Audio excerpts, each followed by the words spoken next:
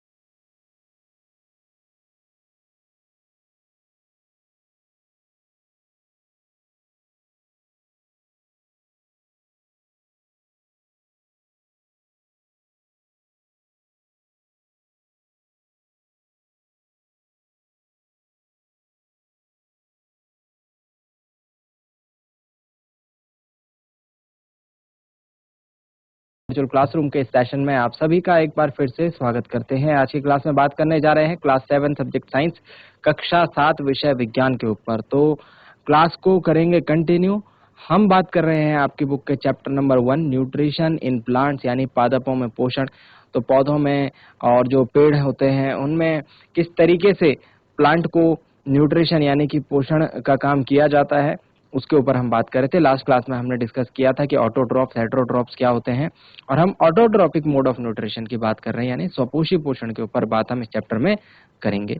तो मुझे उम्मीद है आप लोग घर से रिवाइज करके आए होंगे, जो जो चीजें बताई थी हमने प्रीवियस क्लास में है ना उसको समझ के आए होंगे और आज क्लास में हम उसको क्या करेंगे आगे सीखेंगे। तो अपना पूरा ध्यान सामने स्क्रीन पर जरूर बनाकर रखें।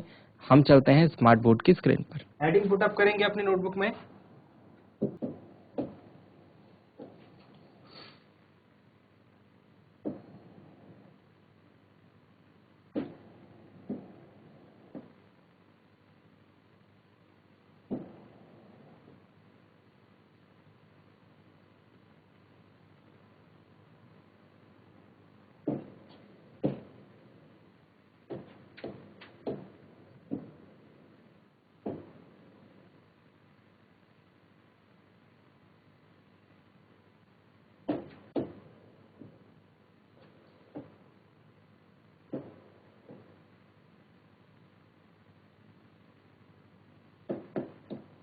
चैप्टर 1 है हमारा, चल रहा है ये और हम बात कर रहे हैं न्यूट्रिशन इन प्लांट्स के ऊपर।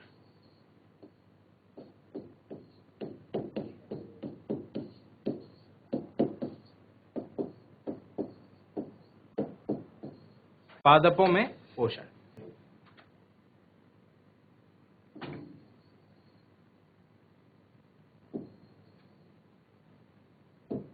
हम क्या बात को समझ रहे थे डियर स्टूडेंट्स? हम समझ रहे थे एक पॉइंट को, स्टोमेटा। अगर आपको याद आ रहा होगा तो हमने यहाँ तक बात कर ली थी स्टोमेटा तक, है ना। मैंने आपको बताया था स्टोमेटा क्या होता है और ये किस तरीके से काम जो है करता है ना। एक जो पत्ती होती है उसमें एक छोटे से छेद होते हैं, ठीक है। यहाँ से क्या होता है, गैस उसका एक्सचेंज होता है, ठीक है। एयर क्या करती है, यहाँ से इनटेक होती है एयर की। ये बात हमने करी थी अपने प्रीवियस क्लास। यहाँ तक आई होप सबको समझ में आ गया था। तो हमने क्या क्या बातें इसमें समझ ली थी उनको लिख लेते हैं जल्दी से। हमने इसमें जो जो बातें समझ ली थी वो कुछ इस प्रकार की थी। हम बात कर रहे थे ऑटोट्रॉपिक न्यूट्रिशन के ऊपर।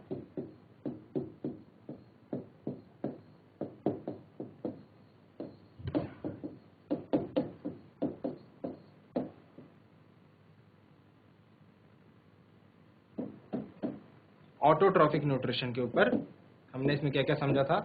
हमने इसमें बात करी थी number 1 point, green plants take in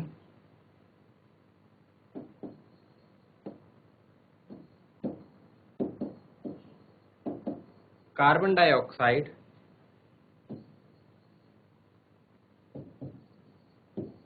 from the air and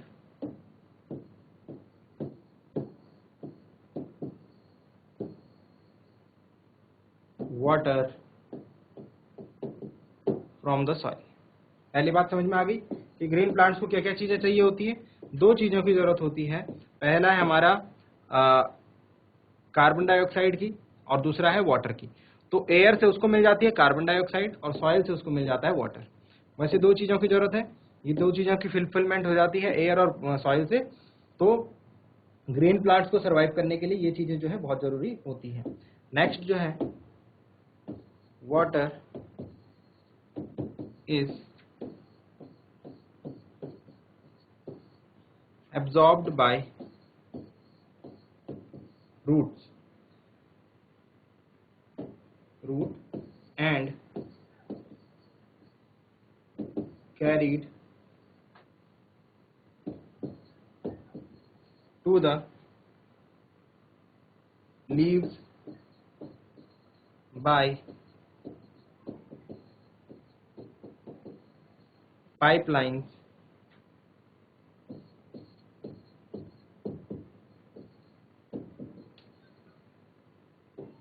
running through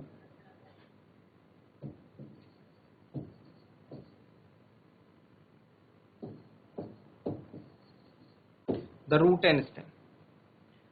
तो जो पौधा होता है, जरा यहाँ पर समझना आप, ये एक प्लांट है, ये एक प्लांट है, देखेंगे ध्यान से, इस पर ये पत्ती है, ये लीव्स हैं, ठीक है, और उसके बाद इधर भी इसमें पत्तियां हैं, इधर स्टेम्स हैं, ठीक है, इस तरीके से एक प्लांट का स्ट्रक्चर है, ठीक है। तो कुछ ऐसा आपको देखने को मिलता है प्लांट। तो ये तो हो गया इसका अपर पार्ट, ये क्या हो गया इसका अपर पार्ट। अब ये सॉइल के नीचे जो है इसका लोअर पार्ट रहता है, सॉइल के नीचे क्या रहता है इसका लोअर पार्ट, ये इसकी क्या रहती है, जड़ें रहती हैं इस तरीके से, कहाँ, जमीन के अंदर, है ना, ये जमीन के अंदर इस तरीके से क्या रहती है, इसकी रूट्स रहती है। फिर से बात करते हैं, ये क्या है, इधर है रूट्स और इधर है अपर पार्ट, ठीक है, जिसमें स्टेम आ जाएगा, इसमें क्या आ जाएगा, स्टेम आ जाएंगे, शाखाएं आ जाएंगी, लीव्स आ जाएंगी, ये वाले पार्ट आ जाएंगे। अब क्या बोला हमने सेकंड पॉइंट में, क्या बात करी कि water is absorbed by the root and carried through the leaves by pipelines running through the root and stem. यहां से वाटर एब्जॉर्ब किया जाता है, कहां से, देखेंगे फिर से, यहां से वाटर एब्जॉर्ब किया जाता है इन रूट्स के थ्रू। और ये जो डिफरेंट, ये जो आपको रास्ते दिख रहे हैं, ये पाइपलाइंस की तरह काम करते हैं, जैसे आपके घर में पानी आता है ना पाइपलाइंस के थ्रू, ऐसे पाइपलाइंस के थ्रू ये ऐसे स्टेम से होकर के पौधे के डिफरेंट पार्ट तक, ऐसे स्टेम, हर एक स्टेम से होकर के, है ना, ये डिफरेंट पाइपलाइन के थ्रू, जैसे पाइपलाइन होती है ना, इस तरीके से ये पौधे के कोने कोने में पानी जो है पहुंचा दिया जाता है, कहां से, रूट्स से एब्जॉर्ब करके और पाइपलाइन के थ्रू प्लांट के डिफरेंट पार्ट्स में। बात समझ में आ गई। तो ये हमने सेकंड पॉइंट में बात लिखी है, इसे नोट डाउन करें। फिर हम थर्ड पॉइंट के ऊपर बात करते हैं। थर्ड पॉइंट जो कि है स्टोमेटा से रिलेटेड, थर्ड पॉइंट में हमने बात करी थी कि air enters the leaf through, air enters the leave through pores called stomata. अब जैसे हम लोग सांस लेते हैं, हम लोग एयर को इनहेल करते हैं, है ना, हमको भी एयर चाहिए होती है भाई, हमारी भी बॉडी में एयर एंटर करती है, leaves through pores called stomata. क्या कहा जाता है उसे, स्टोमेटा कहा जाता है, बिल्कुल ध्यान रखेंगे इस शब्द को। स्टोमेटा क्या है, जैसे हम लोग इनहेल करते हैं, हमारे पास नाक है ना सांस लेने के लिए, हमारे पास सांस लेने के लिए क्या है, नाक है, नाक में नोस्ट्रिल्स होते हैं, नोस्ट्रिल्स से जो है एयर का जो है एक्सचेंज होता है ना, दो नोस्ट्रिल होता है हमारे पास, ये बात सभी जानते हैं नाक में। तो इसी तरीके से पत्ते के ऊपर जो है छोटे छोटे छेद होते हैं। अब ये छेद आपको ना आंखों से नहीं दिखेंगे, नेकेड आइज से नहीं दिखेंगे, बट जब आप इस पत्ती को, ये जो पत्ती है, जब आप इस पत्ती को क्या करेंगे, एक माइक्रोस्कोप के नीचे देखेंगे, इसके एक छोटे से पार्ट को, ये देखो, ये माइक्रोस्कोप के नीचे हमने रख के देखा, तो इसमें हमें छोटे छोटे से जो है पोर्स देखने को मिले, छोटे छोटे से छेद देखने को मिले, जो कि कुछ इस टाइप के हैं, देखो ये देख रहे हैं आप, ये छोटा सा एक पोर है, ठीक है। तो ये पोर जो है, ये ओपनिंग है, इसको बोलते हैं स्टोमेटल ओपनिंग। ये ओपनिंग जो है, यहाँ से एयर जो है प्लांट में अंदर जाती है और बाहर आती है, ठीक है। तो इस तरीके के पोर्स जो हैं प्लांट की लीव्स के ऊपर होते हैं, जहां से ये एयर जो है एंटर करती है प्लांट में। ठीक वैसे जैसे हमारे पास नोस्ट्रिल है, हमारे पास नाक है, जहां से एयर जो है हमारी लंग्स में एंटर करती है। नोट डाउन करेंगे इन तीनों पॉइंट्स को, फिर हम आगे की बातें करते हैं। चलिए, तो थर्ड पॉइंट तक आपने लिखा।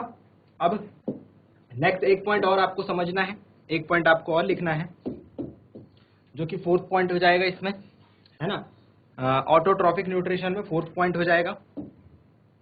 और वो फोर्थ पॉइंट क्या रहने वाला है, फोर्थ पॉइंट कुछ इस प्रकार से रहने वाला है।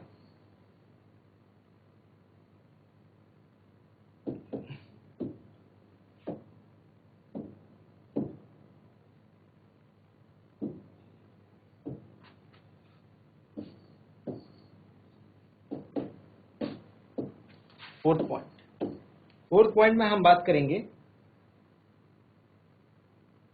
समझना इस बात को, लीव्स, भले ही आप बात आपको पूरी तरीके से अभी समझ में ना आए, बट ये है, मैं इसे आपको एक्सप्लेन करूंगा, ठीक है, एक्सप्लेन करूंगा मैं आपको इसको। Leaves convert water and carbon dioxide. Leaves convert water and carbon dioxide into glucose, जिसको हम शुगर के नाम से जानते हैं, एंड ऑक्सीजन, जो कि हम इनहेल करते हैं, हम ह्यूमंस के लिए, एनिमल्स के लिए जरूरी होती है, with the help of energy from the sun. The process by which they do so is called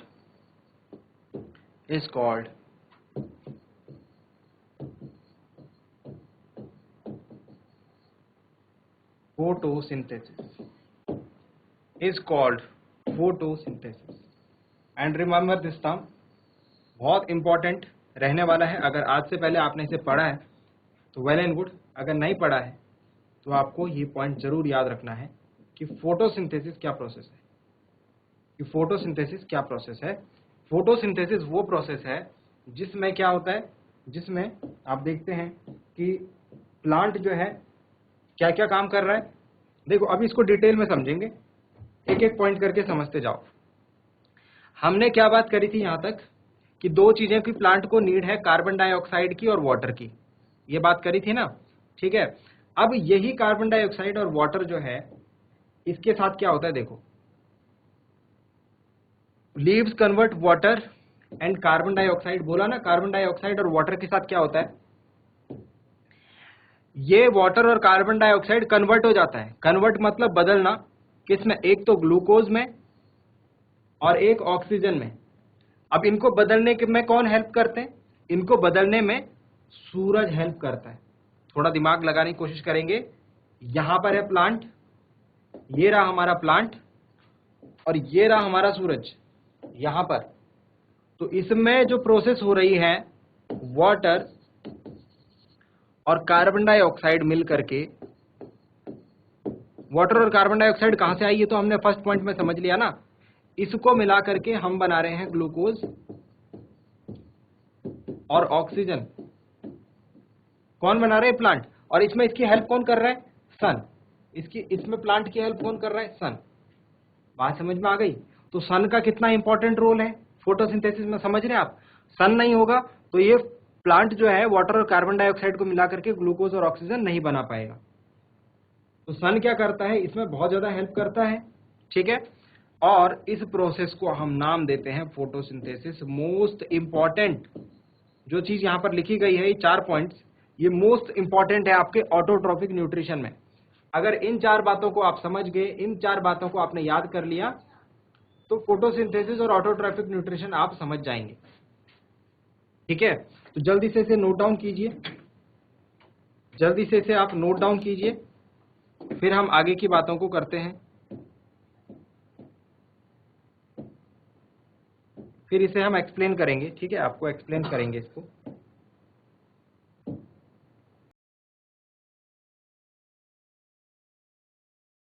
चलिए एक पॉइंट और समझते हैं इसमें, एक पॉइंट और समझते हैं इसमें।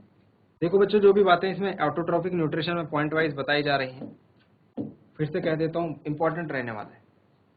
तो अभी क्या कहा हमने, क्या हो रहा है, स्टार्टिंग से लेकर अब तक ऑटोट्रॉफिक न्यूट्रिशन में हमने क्या क्या बातें करी। एक प्लांट है, एक प्लांट है, ठीक है, इसको रूट्स से क्या मिल रहा है, रूट से इसे मिल रहा है वाटर, और एयर से इसे मिल रही है कार्बन डाइऑक्साइड। तो वाटर मिल गई प्लांट को और कार्बन डाइऑक्साइड मिल गई, वाटर मिल गया और कार्बन डाइऑक्साइड मिल गया। अब क्या किया जा रहा है, सन के थ्रू, किसके थ्रू, सन के थ्रू इन दोनों को मिलाया जा रहा है। सन की एनर्जी के थ्रू, सूरज की रोशनी के थ्रू इन दोनों को मिलाया जा रहा है और क्या बन रहा है, ये रिजल्ट कर रहा है ग्लूकोज बनाने में और ऑक्सीजन बनाने में, ग्लूकोज बनाने में और ऑक्सीजन बनाने में। बात समझ में आ गई? ये काम किसकी हेल्प से हो रहा है? ये काम हो रहा है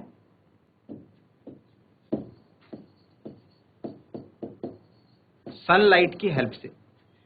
अब इसमें एक और चीज इंपॉर्टेंट रोल प्ले करती है, उसके बारे में भी बात हम कर लेते हैं।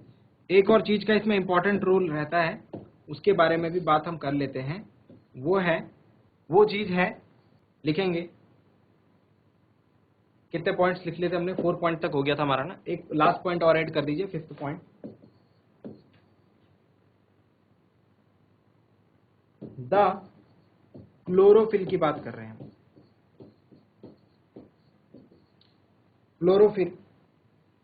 क्लोरोफिल का मतलब क्या है? एक ग्रीन पिगमेंट है। एक कैसा पिगमेंट है? एक, देखो ग्रीन लिख रहा हूं मैं, तो याद रहेगा आपको, क्लोरोफिल एक कैसा पिगमेंट होता है? ग्रीन पिगमेंट होता है। Chlorophyll green pigment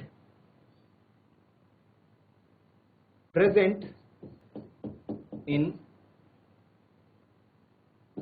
the cells of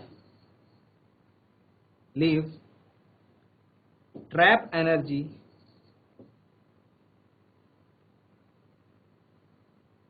from sunlight। ये बात भी मोस्ट इंपॉर्टेंट है, इस बात को भी मोस्ट इंपॉर्टेंट मार्क कर ले। और यहां पर जैसे सनलाइट है वैसे ही क्लोरोफिल का रोल भी इंपॉर्टेंट हो जाता है। समझाते हैं इस बात को। देखो यहां तक तो हम समझ गए ना कि प्लांट को क्या क्या चीजें मिली? कार्बन डाइऑक्साइड मिली एयर से, वाटर मिला रूट से, दोनों ने मिल करके सन की एनर्जी की हेल्प से ग्लूकोज और ऑक्सीजन में उसको कन्वर्ट कर दिया। ये बात हमारी समझ में आ गई। लेकिन यहां पर प्लांट के ऊपर ऐसे, ये प्लांट की सेल्स में ऐसे ये ग्रीन कलर के पिगमेंट प्रेजेंट होते हैं। ये आपको दिखेंगे नहीं है ना नेकेड आइज से, पर जो ग्रीन कलर होता है लीव्स का वो इसकी वजह से होता है, पिगमेंट की वजह से, है ना। थोड़ा सा जूम करके दिखाएंगे आपको, तो आप देख सकते हैं कि ये इस तरीके से जो है पिगमेंट प्रेजेंट होता है किसके ऊपर? प्लांट की लीव के ऊपर, ये ठीक है। इसका नाम क्या है?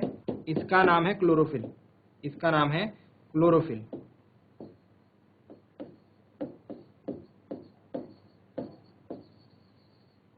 ये क्लोरोफिल क्या काम करता है? ये जो सन से एनर्जी आ रही है इसको ट्रैप करता है। ट्रैप मतलब बंद कर देता है, इसको बंद कर देता है। और अब ये एनर्जी जो है स्टोर हो जाती है और फिर हम इससे, फिर प्लांट जो है इससे अपना ये जो ग्लूकोज वाली रिएक्शन है ये कंप्लीट करता है। क्या ये बात समझ में आई? तो ये क्लोरोफिल का रोल भी क्या रहता है? इंपॉर्टेंट रहता है। अगर क्लोरोफिल नहीं होगा तो काम थोड़ा मुश्किल हो जाएगा। ठीक है, इस बात को आप समझने की कोशिश करें। ठीक है, क्या लिखा हमने यहाँ पे? एक बार फिर से बात कर देता हूँ आपसे। हमने बात करी है, ये क्या है? ये चीज जो है ये है क्लोरोफिल। तो पूरा प्रोसेस अब आपको समझ में आ गया है। ठीक है, हमने क्या बात करी? हमने कहा कि ये रिएक्शन देखो आप, ये रिएक्शन जो है मोस्ट इंपॉर्टेंट रिएक्शन है। इस रिएक्शन का अगर आप समझ गए इस रिएक्शन को, तो आप काफी सारी चीजें जो है इजीली समझ जाएंगे। ठीक है, इस रिएक्शन में हो क्या रहा है? इस रिएक्शन में हो रहा है ये रिएक्शन। इस रिएक्शन में हो रहा है वाटर और कार्बन डाइऑक्साइड मिल करके सनलाइट और क्लोरोफिल की मदद से ग्लूकोज और ऑक्सीजन बना रहे हैं। ये ग्लूकोज को हमने क्या कहा था? शुगर भी कहा था। और आपको मैं एक बात बता दूं, ये ग्लूकोज जो है फूड होता है प्लांट का। ये ग्लूकोज जो है फूड होता है प्लांट का। जब ये ग्लूकोज बन जाता है तो प्लांट इसको फूड के तौर पर यूज करता है। ठीक है, प्लांट इसको फूड के तौर पर यूज करता है। ठीक है, तो ध्यान रखेंगे ये रिएक्शन इंपॉर्टेंट है। अगर ये रिएक्शन नहीं होगी तो प्लांट अपना फूड नहीं बना पाएगा, और प्लांट अपना फूड नहीं बना पाएगा तो सरवाइव नहीं हो पाएगा। तो प्लांट को अपना फूड बनाने के लिए autotrophic nutrition, mode of nutrition में जो फूड बनता है प्लांट के लिए, उसमें तीन हमारे पास जो चीजें जरूरी चाहिए वो चाहिए water, carbon dioxide, sunlight, chlorophyll. Water और कार्बन डाइऑक्साइड, प्लांट को कार्बन डाइऑक्साइड मिलेगी एयर से वाटर उसको मिलेगा रूट से, ठीक है, और उसके बाद दोनों मिल करके सनलाइट उसमें हेल्प करेगी, क्लोरोफिल उसमें हेल्प करेगा और बन जाएगा ग्लूकोज और ऑक्सीजन। ये ग्लूकोज जो है प्लांट अपने फूड के तौर पर यूज करता है। शुगर हम जो खाना खाते हैं उसमें भी क्या रहता है भाई, ग्लूकोज रहता है, ठीक है। हमारी जो डाइजेशन की प्रोसेस होती है उसमें भी ग्लूकोज बनता है, वो हम समझेंगे जब हम न्यूट्रिशन इन एनिमल्स समझेंगे, ठीक है। और ऑक्सीजन जो है रिलीज हो जाती है। अब अगर ये ऑक्सीजन रिलीज ना हो, ये रिएक्शन ना हो, प्लांट से ऑक्सीजन रिलीज ना हो, तो हम क्या इनहेल करेंगे भाई। आप जानते हैं ह्यूमंस को ऑक्सीजन की जो है कितनी इंपॉर्टेंट रहती है ना। तो एक बार मैं फिर से आपके सामने रिएक्शन लिख देता हूं। ये रिएक्शन कुछ इस प्रकार से है। इस रिएक्शन को आपको एक बार, दो बार और कई बार लिखना है, ठीक है, ताकि आपको ये रिएक्शन याद हो जाए, ठीक है। तो रिएक्शन मैं आपके सामने एक बार फिर से लिख दे रहा हूं। रिएक्शन कुछ इस प्रकार से जाती है, वाटर प्लस कार्बन डाइऑक्साइड, ठीक है, ये मिलती है। एक मिनट में इसको थोड़ा सा और, कार्बन डाइऑक्साइड कौन कौन चीज कहां कहां से मिलती है ये भी मेंशन कर देते हैं। वाटर मिलता है रूट से, कार्बन डाइऑक्साइड मिलती है एयर से प्लांट को। इसके बाद क्या होता है, इसके बाद होती है केमिकल रिएक्शन इनके बीच में। केमिकल रिएक्शन में दो चीजों का बहुत इंपॉर्टेंट रोल रहता है। वो दो इंपॉर्टेंट चीजें हैं, सबसे पहले सनलाइट, सूर्य का प्रकाश, और दूसरा क्लोरोफिल, जो कि कहां प्रेजेंट रहता है, नीचे पॉइंट लिखा है, लीव्स पर प्रेजेंट रहता है, ठीक है। ग्रीन कलर का पिगमेंट होता है, लीव्स पर प्रेजेंट रहता है। इसकी हेल्प से बनता है ग्लूकोज, जो कि प्लांट के लिए क्या रहता है, फूड रहता है, जिसको हम शुगर भी कहते हैं, जो कि क्या है, एक शुगर है। और ऑक्सीजन, अब ये ऑक्सीजन किसके लिए जरूरी है, ये ऑक्सीजन ह्यूमन और एनिमल्स के लिए जरूरी है। तो ये हो गई हमारी रिएक्शन का रफ फॉर्म। इसको और डिटेल में हम समझेंगे इसके बाद। फिलहाल आप ये सारी चीजें नोट डाउन कर लीजिए।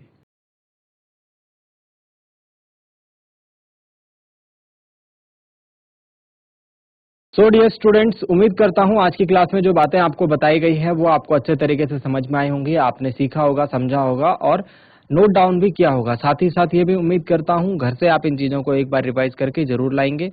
मिलते हैं अगली क्लास में ऐसे ही किसी इंपॉर्टेंट और इंटरेस्टिंग टॉपिक के साथ। क्लास से जुड़ने के लिए आप सभी का बहुत बहुत धन्यवाद।